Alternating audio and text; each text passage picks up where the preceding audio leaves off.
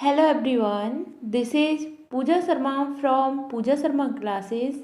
उम्मीद करती हूँ आप सब अच्छे होंगे। तो आज हम डिस्कस करेंगे हिंदी के जो प्रीवियस ईयर क्वेश्चन पेपर्स हैं इनको। तो यहाँ पे मैं आपको 2011 से लेकर आपके 2022 तक, यानी कि जो आपका 2022 में आपका यूपी टेट का री एग्ज़ाम हुआ था जनवरी 2022 में, तो उसको भी मैं आपको यहाँ पे डिस्कस कराऊंगी। तो आपको सभी प्रीवियस ईयर क्वेश्चन पेपर्स को अच्छे से समझना है, जिससे आपकी समझ बेहतर हो जाएगी और आपको पता चल जाएगा कि आपके यूपी टेट में किस तरीके के क्वेश्चन आते हैं और आपको कितना और पढ़ना है, कितना मेहनत करने की आवश्यकता है। तो आपको आपका जो लेवल है वह पता चल जाएगा कि कितना आता है और आपको कितना और मेहनत करने की आवश्यकता है। ठीक, तो यहाँ से हम जो आपके 2011 हैं और यहाँ तक हम 2022 का जो आपका री एग्ज़ाम हुआ था उसको भी मैं आपको डिस्कस कराऊंगी। तो आपको सभी क्वेश्चंस को समझ के चलना है। मैं आपको यहाँ पे पेपर आपका हिंदी का है, और यह पेपर आपका डेट है आपकी 19 दिसंबर 2016। 19 दिसंबर 2016 का यह पेपर है और वर्ष कौन सी है आपकी 2016 है और हिंदी का पेपर है जो कि आपका 19 दिसंबर को हुआ था। तो इसको मैं आपको यहाँ पे कंप्लीट डिस्कस कराऊंगी। हिंदी के 30 क्वेश्चंस आपके इस वीडियो में होंगे, तो आप इस वीडियो को बिना स्किप किए हुए देखना अंत तक। आपको यहाँ पे बहुत ही बेहतरीन तरीके से एनालिसिस मिलेगा। आपको वीडियो पसंद आती है तो लाइक कर देना और अपने दोस्तों के साथ शेयर कर देना। चैनल को सब्सक्राइब नहीं किया है तो चैनल को सब्सक्राइब जरूर कर लेना। तो स्टार्ट करते हैं। क्वेश्चन नंबर 1 आता है आपका, आपको बताना है यहाँ पे कि भाषा शिक्षण की पद्धति नहीं है। भाषा शिक्षण की कौन सी पद्धति नहीं है उसके बारे में आपको बताना है। तो किंडरगार्टन पद्धति नहीं है, मॉन्टेसरी पद्धति नहीं है, डेक्रोली पद्धति नहीं है, या फिर आपकी अभिक्रमित अनुदेशन पद्धति नहीं है। तो इन चारों पद्धति में से आपको बताना है कि जो भाषा शिक्षण की पद्धति है वह नहीं है। इसमें आपसे नहीं पूछा है कि कौन सी पद्धति नहीं है भाषा शिक्षण की, तो इसका सही आंसर आपका यहाँ पे ऑप्शन नंबर 4 हो जाता है कि जो आपकी अभिक्रमित अनुदेशन होती है यह क्या है, यह आपकी भाषा शिक्षण की पद्धति नहीं है। अभिक्रमित अनुदेशन भाषा शिक्षण की कोई भी पद्धति नहीं है। किंडरगार्टन की मैं यहाँ पे बात करूँ तो इसके जनक कौन हो जाते हैं, इसके जनक फ्रोवेल हो जाते हैं। किंडरगार्टन के जनक फ्रोवेल हो जाते हैं। मॉन्टेसरी की मैं बात करूँ तो यह आपकी मारिया मॉन्टेसरी हो जाती हैं। कौन हो जाती हैं, मारिया मॉन्टेसरी हो जाती हैं। और मैं इनकी बात करूं, यह रहने वाली कहाँ की थी, तो यह आपकी इटली की रहने वाली थी। यहाँ तक बात क्लियर। क्वेश्चन नंबर 2 आता है आपका, आपको बताना है कि बालक की प्रारंभिक शिक्षा उसकी मातृभाषा में दी जाए, यह मानना है। तो यह किसका मानना है कि जो बच्चे की जो आपकी जो शिक्षा होती है, प्रारंभिक शिक्षा होती है, प्रारंभिक का मतलब होता है जो 1 से लेकर 5 तक की जो शिक्षा होती है वह किस भाषा में दी जाती है, मातृभाषा में दी जाती है। तो यह मातृभाषा में दी जा रही है शिक्षा 1 से 5 तक। तो यह बात किसने कही है, यह आपको यहाँ पे बताना है। तो यह मॉन्टेसरी का कहना है, यह आपका महात्मा गांधी का कहना है, फ्रोवेल का कहना है, या फिर किलपैट्रिक का कहना है। तो इसका सही आंसर होता है आपका यहाँ पे, यह आपका महात्मा गांधी का कहना है। इन्होंने कहा था कि जो आपकी बेसिक शिक्षा है, क्या है, बेसिक शिक्षा है, जो आपकी 1 से लेकर 5वीं तक की जो शिक्षा है वह किस भाषा में होनी चाहिए, तो वह आपकी मातृभाषा में होनी चाहिए। वह आपकी मातृभाषा में बच्चे को दी जानी चाहिए, जो बच्चे की घर की भाषा होती है। क्वेश्चन नंबर आपका 3 आता है, आपको बताना है कि व्याकरण शिक्षण के लिए उपयुक्त नहीं है। व्याकरण शिक्षण के लिए क्या उपयुक्त नहीं है, यह आपको यहाँ पे बताना है। तो यहाँ पे आपकी आगमन प्रणाली, ऑप्शन 2 आता है निगमन प्रणाली, ऑप्शन 3 आता है आपका अव्याकृति प्रणाली, या ऑप्शन 4 आता है आपका कक्षा अभिनय प्रणाली। तो इसमें आपको बताना है कि जो व्याकरण शिक्षण है उसके लिए उपयुक्त नहीं है, कौन सी प्रणाली उपयुक्त नहीं है व्याकरण शिक्षण के लिए, तो इसको समझते हैं। तो इसका सही आंसर होता है आपका यहाँ पे ऑप्शन नंबर 4 कि जो आपकी कक्षा अभिनय प्रणाली है यह उपयुक्त नहीं है। जो आपकी कक्षा अभिनय प्रणाली है यह व्याकरण शिक्षण के लिए महत्वपूर्ण नहीं है। यह बात आपको यहाँ पे ध्यान रखनी है। ठीक, अब हम यहाँ पे बात करते हैं किसकी, तो हम बात करते हैं आगमन पद्धति की। जो आपकी आगमन प्रणाली होती है इसके बारे में मैं बात करूँ तो यह आपकी उदाहरण से नियम की तरफ चलती है, उदाहरण से नियम की तरफ चलती है। और मैं यहाँ पे बात करूँ निगमन प्रणाली की तो यह आपकी नियम से उदाहरण की तरफ चलती है। यह बात आपको यहाँ पे ध्यान रखनी है कि जो आपकी आगमन प्रणाली है, आगमन पद्धति है, यह आपकी उदाहरण से नियम की तरफ चलती है, और निगमन पद्धति है जो प्रणाली है यह आपकी नियम से उदाहरण की तरफ चलती है। इसकी मैं यहाँ पे बात करूँ, इसके जो जनक हो जाते हैं कौन होते हैं, तो इसके जनक हो जाते हैं आपके यहाँ पे अरस्तु। इसके जनक कौन हो जाते हैं, अरस्तु हो जाते हैं। इतना आपको यहाँ पे ध्यान रखना है। क्वेश्चन नंबर 4 आता है आपका कि जो आपकी आनंद कादंबनी पत्रिका है इसका प्रकाशन कहाँ से होता है। आनंद कादंबनी पत्रिका का प्रकाशन के बारे में बताना है आपको, कहाँ से होता है, तो यह आपका बनारस से होता है, मिर्ज़ापुर से होता है, इलाहाबाद से होता है, या फिर आपका लखनऊ से होता है। तो इसका सही आंसर होता है आपका आनंद कादंबनी जो पत्रिका है इसका प्रकाशन आपका मिर्ज़ापुर से होता है। कहाँ से होता है, मिर्ज़ापुर से होता है। ऑप्शन नंबर 2 आपका यहाँ पे सही आंसर हो जाता है। जो आपकी आनंद कादंबनी पत्रिका का प्रकाशन उत्तर प्रदेश से होता है, और उत्तर प्रदेश के कहाँ से, मिर्ज़ापुर से होता है। यह बात आपको यहाँ पे ध्यान रखनी है। और इसकी मैं जो पत्रिका है आपकी, इसका प्रकाशन वर्ष की मैं बात करूं तो 1930 इसकी प्रकाशन वर्ष हो जाती है। यहाँ तक बात क्लियर।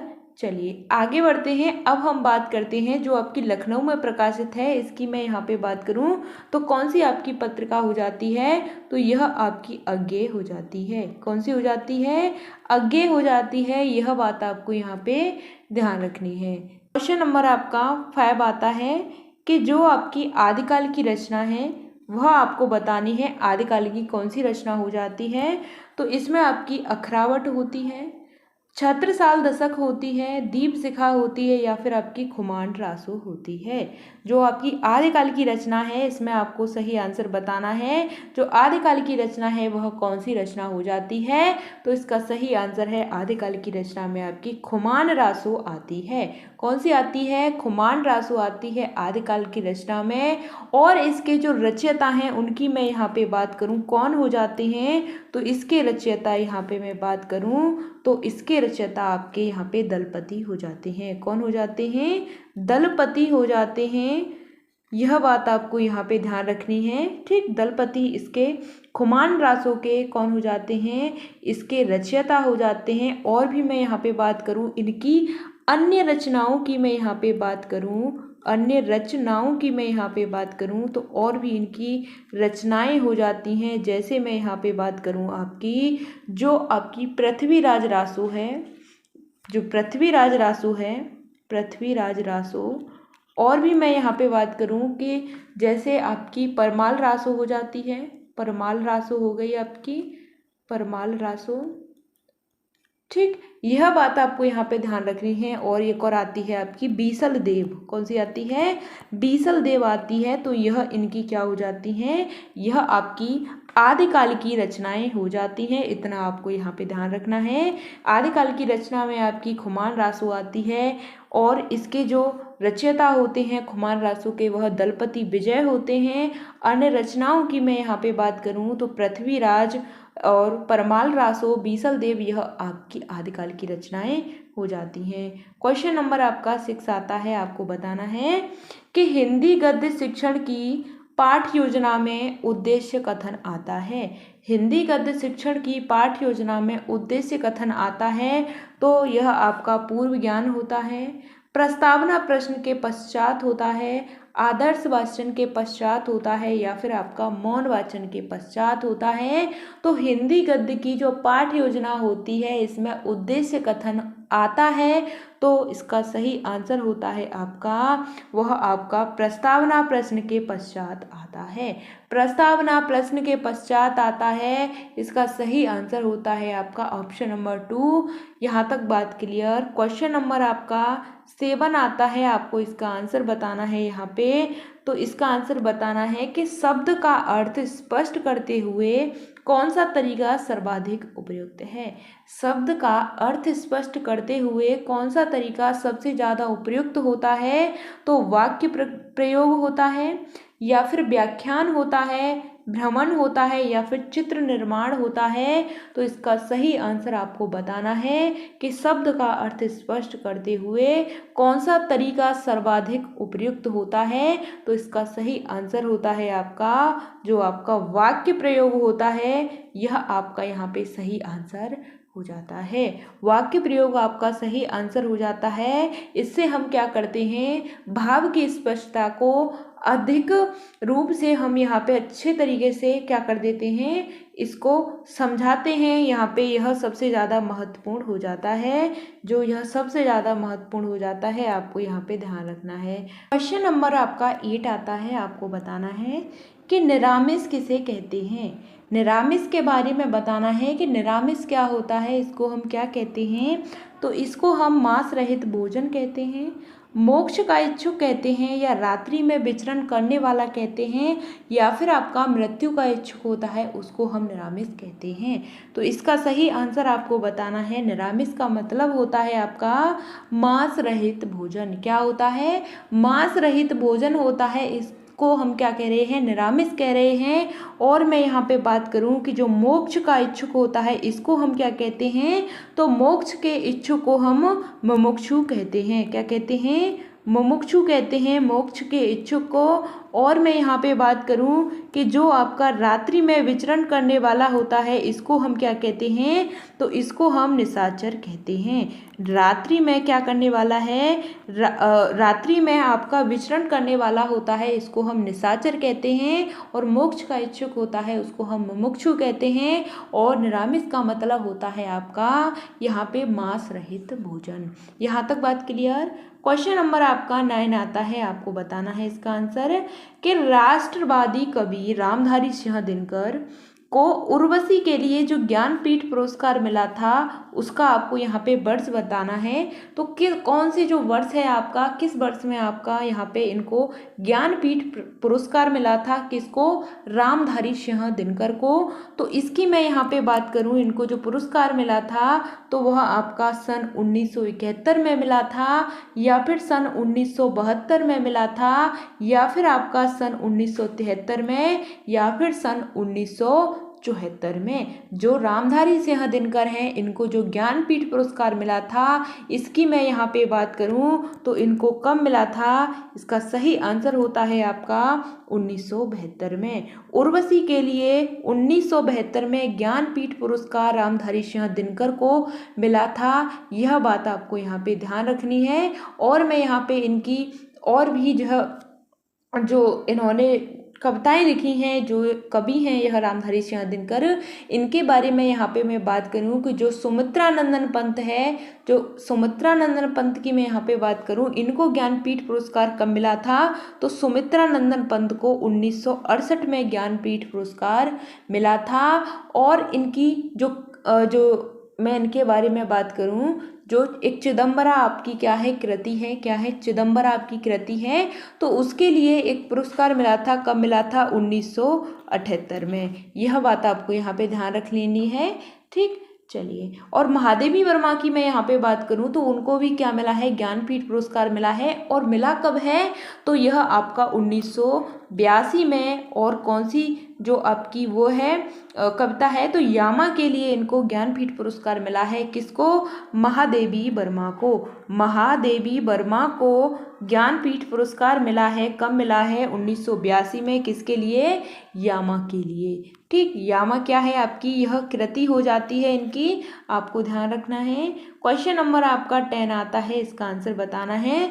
सहद शब्द है, सहद शब्द के बारे में आपको बताना है क्या है, तो यह तत्सम शब्द हो जाता है आपका, यह आपका तद्भव शब्द है, देशज शब्द है, या फिर आपका आगत शब्द है। तो सहद की मैं बात करूं, सहद शब्द क्या है, तो यह आपका आगत शब्द हो जाता है। शहद कैसा शब्द हो जाता है आपका? आगत शब्द हो जाता है। यहाँ तक बात क्लियर। चलिए क्वेश्चन नंबर आपका नेक्स्ट आता है कि वनिता का प्रयोग किस अर्थ में होता है? वनिता का प्रयोग किस अर्थ में होता है बताना है। जंगल के लिए, स्त्री के लिए, पुस्तक के लिए या फिर व्यवसायी के लिए। तो जो आपकी वनिता है इसका प्रयोग हम किसके लिए करते हैं? तो इसका सही आंसर हो जाता है यहाँ पे, इसका प्रयोग हम स्त्री के लिए करते हैं। वनिता शब्द का प्रयोग हम स्त्री के लिए करते हैं। और भी इसके क्या हैं? पर्यायवाची शब्द हैं, पर्यायवाची शब्द हैं। पर्यायवाची शब्दों की मैं यहाँ पे बात करूँ, जैसे हम बात करते हैं वामा, क्या करते हैं यहाँ पे हम बात करते हैं, जैसे वामा हो गई आपकी। और भी मैं यहाँ पे बात करूँ और क्या हो जाती है? कांता हो जाती है। यह आपके क्या हैं? यह आपके पर्यायवाची शब्द हो जाते हैं। और हम बात करते हैं रमणी की, तो यह आपके वनिता के स्त्रीलिंग शब्द हो जाते हैं। कामनी की बात करूँ मैं यहाँ पे, सुंदरी की बात करूं तो यह आपके पर्यायवाची शब्द हो जाते हैं। यहाँ तक बात क्लियर। चलिए क्वेश्चन नंबर आपका 12 आता है। आपको बताना है कि जो मुकुंद है किसका पर्यायवाची है? मुकुंद किसका पर्यायवाची है? तो यह आपका विष्णु का होता है, शिव का होता है, सूर्य का होता है या फिर कामदेव का होता है। तो मुकुंद है जो पर्यायवाची है, यह किसका यह पर्याय होता है? तो यह आपका विष्णु का होता है। किसका होता है? विष्णु का होता है। और भी इनके पर्यायवाची शब्द हैं, उनकी मैं यहाँ पे बात करूँ, इनके भी और भी पर्यायवाची शब्द हैं, उनके बारे में मैं यहाँ पे बात करूँ तो कौन कौन से हो जाते हैं मैं यहाँ पे बात करूँ तो एक होता है आपका, क्या होता है? जनार्दन होता है। क्या होता है? जनार्दन होता है, आपको ध्यान रखना है। ठीक, जनार्दन होता है विष्णु का पर्यायवाची। और भी मैं बात करूं तो उपेंद्र होता है। उपेंद्र आपका विष्णु का पर्यायवाची होता है। और इनका पर्यायवाची होता है चतुर्भुज। क्या होता है? चतुर्भुज भी होता है। और गरुड़ ध्वज भी होता है। क्या होता है? गरुड़ ध्वज भी होता है, गरुड़ ध्वज। ठीक, यह होता है। और भी मैं इनके पर्यायवाची की बात करूं तो विशंबर भी होता है। क्या होता है? विशंबर भी होता है। यह बात आपको यहाँ पे ध्यान रखनी है। जो मुकुंद का पर्यायवाची होता है वह विष्णु होता है। विष्णु के भी और पर्यायवाची होते हैं जिनको हम जनार्दन, उपेंद्र, चतुर्भुज, गरुड़ ध्वज और विशंबर भी कहते हैं। यहाँ तक बात क्लियर। और भी आता है इनका एक और, चक्रपाणी।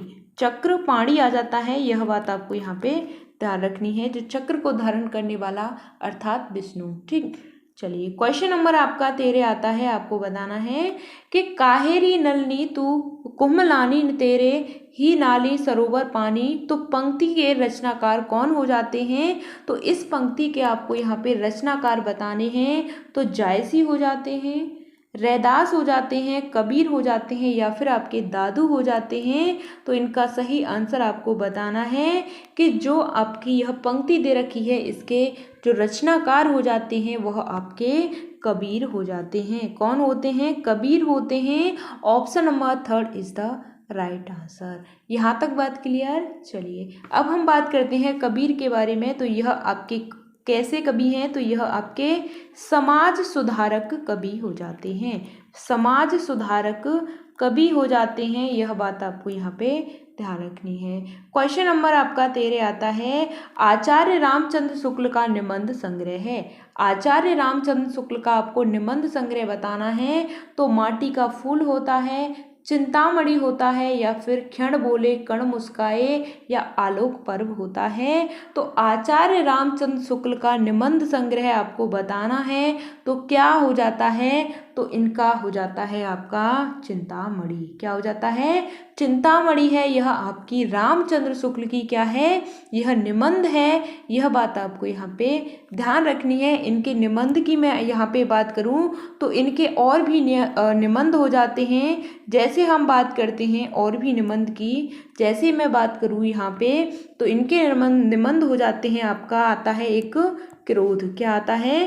क्रोध आता है इनका, यह इनका निबंध हो जाता है। और भी आता है मित्रता, यह इनके निबंध हो जाते हैं।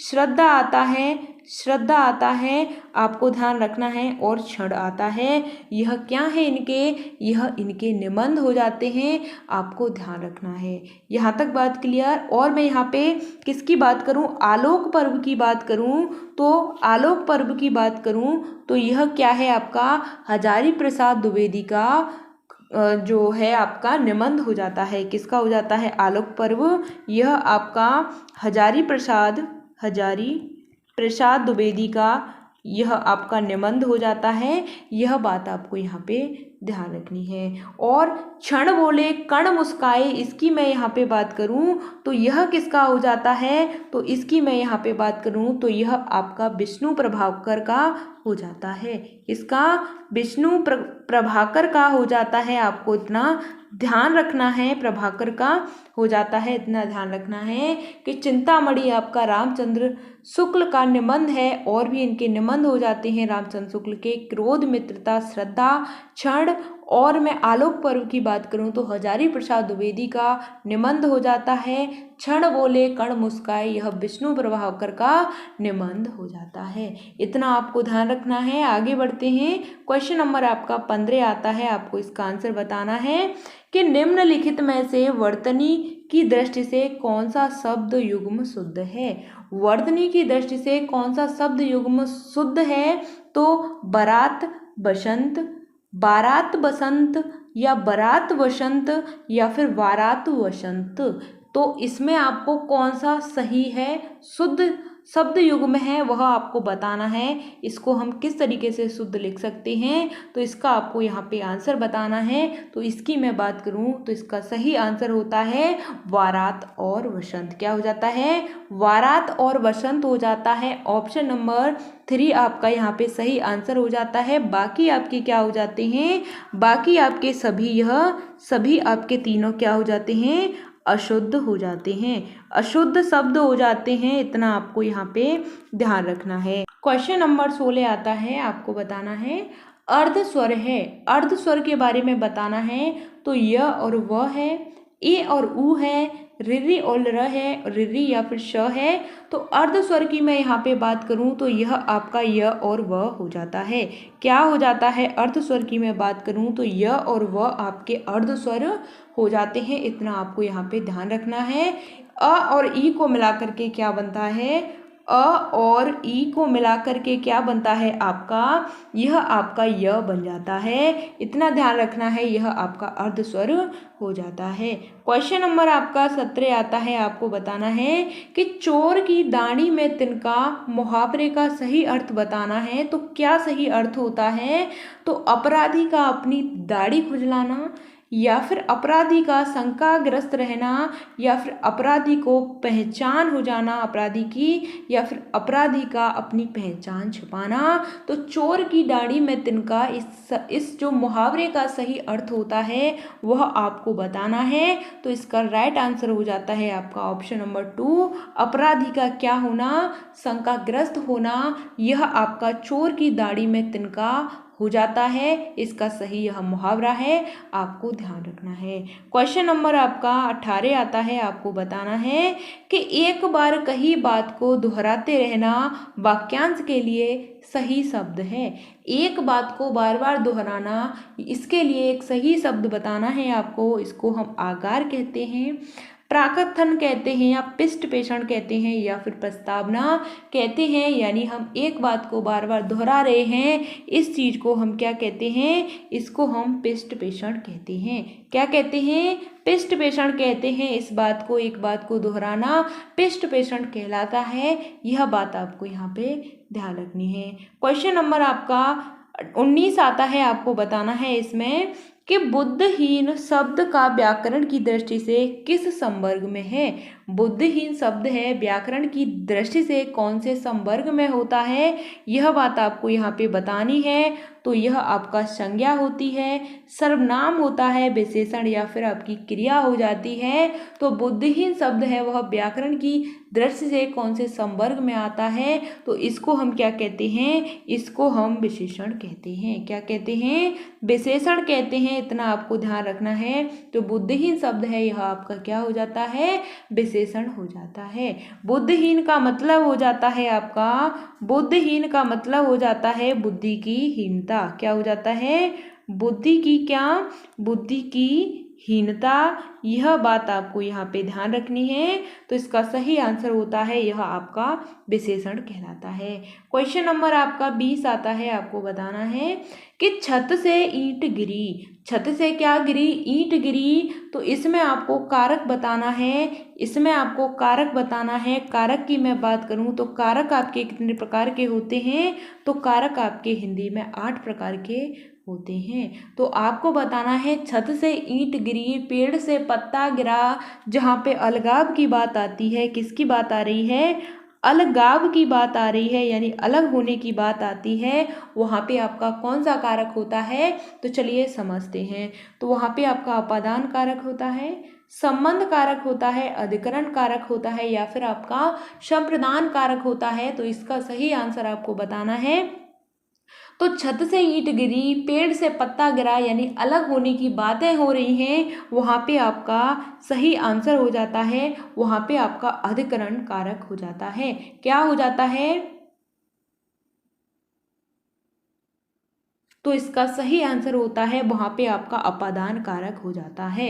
क्या हो जाता है, वहाँ पे आपका अपादान कारक हो जाता है। इतना आपको यहाँ पे ध्यान रखना है कि छत से ईंट गिरी, पेड़ से पत्ता गिरा, यानी अलग होने की बात हो रही है, हमेशा आपका अपादान कारक होगा। यहाँ तक बात क्लियर।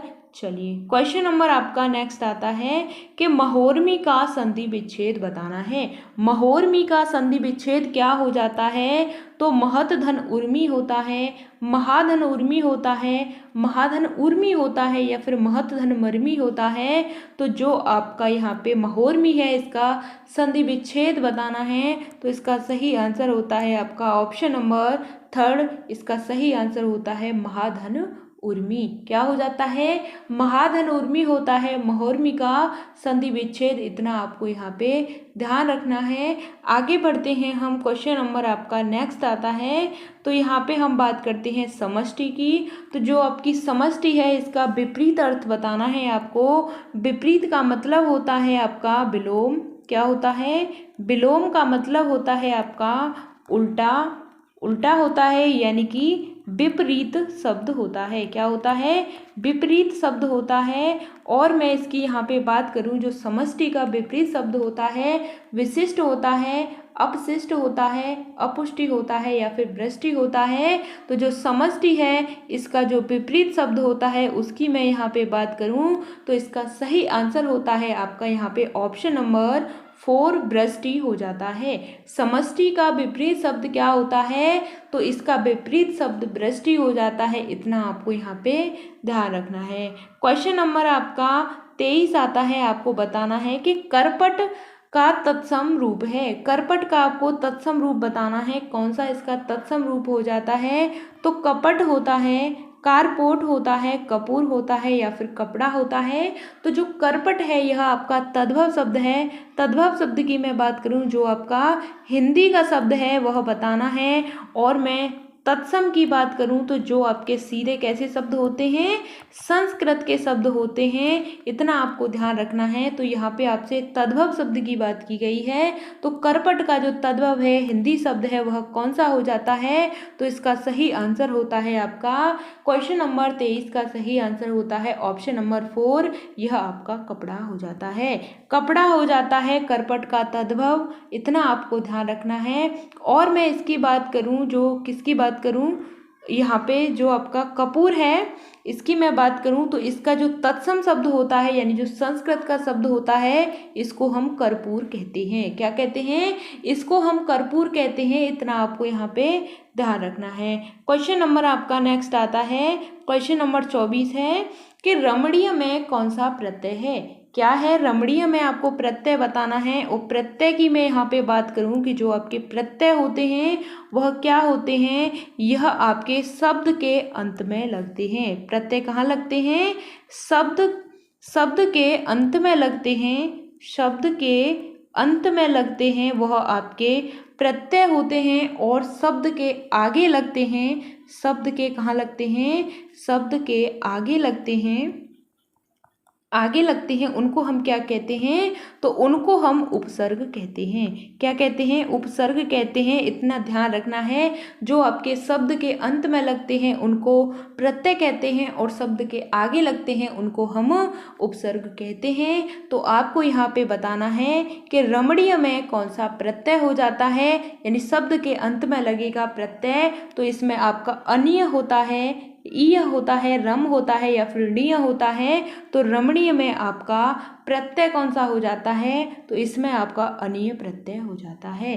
क्या हो जाता है, इसमें आपका अनीय प्रत्यय हो जाता है। इतना आपको यहाँ पे ध्यान रखना है।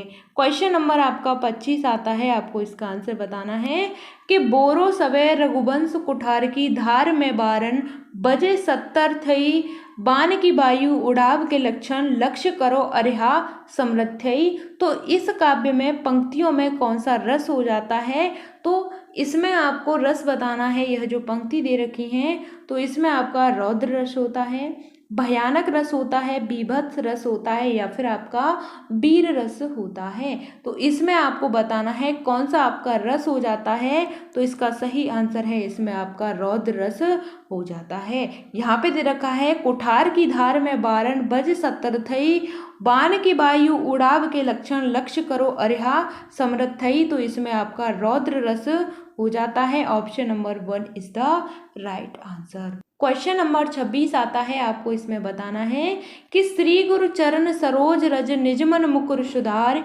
वर्णव रघुबर विमल जस जोदायक फलचार। तो इसमें बताना है, इसमें छंद है, यह छंद आपको बताना है। तो क्या हो जाता है, इसमें आपका दोहा होता है, सोरठा होता है, रोला होता है, या फिर आपका बरबे होता है। तो इसमें आपको बताना है, तो इसमें आपका क्या होता है, तो यह आपका दोहा होता है। दोहा होता है, श्री गुरु चरण सरोज रज निजमन मुकुर सुधार, वर्णव रघुबर विमल जस जोदायक फलचार। यह आपका दोहा होता है। और दोहा की मैं यहाँ पे बात करूँ, तो यहाँ पे जो आपका प्रथम और तृतीय पंक्ति होती है, तृतीय पंक्ति होती है, उसमें आपकी कितनी कितनी मात्राएं होती हैं, तो दोहा में आपकी यहाँ पे 13 मात्राएं हो जाती हैं। और मैं यहाँ पे बात करूँ किसकी, जो आपका द्वितीय और आपका चतुर्थ पद होता है, उसकी मैं यहाँ पे बात करूँ, तो उसमें आपकी 11 मात्राएं होती हैं, उसमें आपकी 11 मात्राएं होती हैं। तो आपको इतना ध्यान रखना है। तो दोहा की हम बात करते हैं, तो इसमें आपकी 13 पद्धति होती हैं, यानी 13-11 का सिस्टम होता है, यह आपको ध्यान रखना है। क्वेश्चन नंबर आपका 27 आता है कि वाक्य शुद्ध है। इसमें आपको बताना है कौन सा वाक्य क्या है, शुद्ध है। तो मोहन और गीता गा रही हैं, गीता और मोहन गा रहा है, मोहन और गीता गा रहे हैं, या फिर मोहन और गीता गा रही है। तो इसमें आपको वाक्य बताना है कौन सा शुद्ध हो जाता है। क्वेश्चन नंबर 27 का सही आंसर होता है आपका ऑप्शन नंबर 3 कि मोहन और गीता क्या कर रहे हैं, गा रहे हैं। मोहन और गीता गा रहे हैं, ऑप्शन नंबर 3 आपका यहाँ पे सही हो जाता है। इतना आपको ध्यान रखना है। क्वेश्चन नंबर आपका 28 आता है, यहाँ पे हम बात करते हैं इन वाक्यों में से कौन सा शब्द हिंदी शब्दकोश में सबसे अंत में आएगा। हिंदी के शब्दकोश में सबसे अंत में आएगा, तो वह बताना है आपका। तो क्लीब होता है, क्रम होता है, कृषक होता है, या फिर आपका कृषाणु होता है। तो जो आपका क्रम होता है आपका, तो इसकी मैं बात करूं, बढ़ते हुए क्रम की मैं बात करूं, किसकी बात करूं, तो बढ़ते हुए क्रम की बात करूं, बढ़ते हुए क्रम की बात करूं मैं आप यहाँ से आपसे। तो यह किस तरीके से होता है, इसका क्रम चलता है आपका, तो इसका क्रम किस तरीके से चलता है, तो यहाँ पे हम बात करते हैं। सबसे पहले आता है आपका कृषाण, क्या आता है, कृषाण आता है, कृषाणु आता है। फिर हम आगे बात करते हैं, तो आपका कृषक आता है, क्या आता है, कृषक आता है, फिर नेक्स्ट बात करते हैं आपका क्रम आ जाता है, और फिर हम आगे बात करते हैं तो यहाँ पे आपका क्लीव आ जाता है। इतना आपको ध्यान रखना है, यह आपका बढ़ता हुआ क्रम है, कृषाण, कृषक, क्रम और क्लीव। ठीक, तो यहाँ पे आपसे पूछा है कि जो आपका अंतिम पद होता है, जो आपका कौन सा पद है, अंत का पद होता है, यह कौन सा होता है? तो इसका सही आंसर है आपका ऑप्शन नंबर 1, यह आपका क्लीव हो जाता है। क्वेश्चन नंबर आपका 29 आता है, आपको बताना है कि चराचरम जगत में कौन सा समास है। चराचरम यानी जो जगत है, इसमें कौन सा समास होता है? तो तत्पुरुष होता है, द्वंद्व होता है, बहुव्रीहि होता है, या फिर कर्मधारय होता है। तो चराचरम जगत में कौन सा समास होता है, उसकी मैं यहाँ पे बात करूँ तो वह आपका कौन सा समास हो जाता है? तो इसमें आपका द्वंद्व समास हो जाता है। चराचरम में कौन सा समास होता है? द्वंद्व समास होता है, इतना आपको यहाँ पे ध्यान रखना है। और द्वंद्व समास की मैं यहाँ पे बात करूँ तो इसमें क्या होता है? दोनों पद क्या होते हैं? दोनों पद प्रधान होते हैं, दोनों पद प्रधान होते हैं, इतना आपको ध्यान रखना है। और भी मैं यहाँ पे बात करूँ जैसे रात और दिन, और मैं बात करूँ माता और पिता, यह आपके क्या हो जाते हैं? यह आपके यहाँ पे द्वंद्व समास हो जाता है, इतना आपको ध्यान रखना है। क्वेश्चन नंबर आपका 30 आता है, लास्ट क्वेश्चन है, आपको बताना है इसका सही आंसर कि जो आपका अभ्यागत शब्द है, इसमें कौन सा उपसर्ग हो जाता है। उपसर्ग के बारे में मैंने आपको बताया, जो आपके कहाँ लगते हैं? शब्द के आगे लगते हैं, शब्द के आगे लगते हैं वह आपके उपसर्ग होते हैं, और शब्द के बाद में लगते हैं वह आपके प्रत्यय होते हैं, इतना आपको ध्यान रखना है। यहाँ तक बात क्लियर? जो शब्द के आगे लगते हैं उपसर्ग होते हैं और बाद में लगते हैं वह आपके प्रत्यय होते हैं। तो इसमें बताना है अभ्यागत शब्द है, इसमें आपका कौन सा उपसर्ग हो जाता है? तो इसमें आपका अ होता है, अभ्य होता है, अभि होता है, या फिर अभ्या होता है। क्वेश्चन नंबर 30 का सही आंसर होता है आपका ऑप्शन नंबर 3, अभि है आपका, यह आपका क्या हो जाता है? अभि आपका उपसर्ग हो जाता है अभ्यागत में। तो यहाँ पे आपने समझा अभ्यागत में आपका क्या उपसर्ग हो गया? अभि हो गया। और भी मैं बात करूँ यहाँ पे शब्दों की, तो जैसे आपका अभिकरण, अभिसरण, अभिप्राय, तो इनमें आपका क्या हो जाता है? इनमें आपका अभि उपसर्ग हो जाता है, इतना आपको ध्यान रखना है। मैंने आपको यहाँ पे बहुत ही बेहतरीन तरीके से इनका एनालिसिस कराया है। आपको सभी क्वेश्चन आपके 30 के 30 क्वेश्चन आपकी समझ में आए होंगे, और आपने साथ ही साथ इनके जो एनालिसिस मैंने यहाँ पे कराया है उनको नोट डाउन किया होगा। तो मिलते हैं फिर आपको आगे की नेक्स्ट वीडियो में। और आपको वीडियो पसंद आती है तो वीडियो को लाइक कर देना, अपने दोस्तों के साथ शेयर कर देना, और चैनल पर नए आए हैं तो चैनल को सब्सक्राइब जरूर कर लेना। यहाँ पे मैं आपको सभी जो आपके प्रीवियस ईयर क्वेश्चन पेपर्स हैं यूपी टेट के 2011 से लेकर 2021 तक के, यानी कि 2022 की जो जनवरी में आपका री एग्जाम हुआ था यूपी टेट का, उसको भी मैं आपको यहाँ पे डिस्कस कराऊंगी। तो आपको सभी प्रीवियस ईयर क्वेश्चन पेपर को समझना है, आपको देखना है आपको कितना आता है और किस तरीके के यहाँ पे क्वेश्चन पूछे जाते हैं, तो आप इसमें कितना स्कोर कर रहे हैं और आपको कितना और मेहनत करने की आवश्यकता है। ठीक, तो आपको अपनी तैयारी को अभी से स्टार्ट कर देना है यूपी टेट के लिए, और सिलेबस के अकॉर्डिंग ही मैं यहाँ पे क्लासेस भी करा रही हूँ, तो आप क्लासेस को भी देखें। और साथ ही साथ सबसे ज़्यादा महत्वपूर्ण आपके प्रीवियस ईयर क्वेश्चन पेपर्स हो जाते हैं, तो इनको आप ज़रूर देखिएगा। तो मिलते हैं फिर आपको आगे की नेक्स्ट वीडियो में। अगर आपका कोई भी डाउट होता है तो आप हमसे कमेंट के माध्यम से ज़रूर पूछ सकते हैं, हम आपको आपकी हर एक कमेंट का आंसर करते हैं। ठीक, तो चलिए, थैंक्स फॉर वॉचिंग। जय हिंद, वंदे मातरम।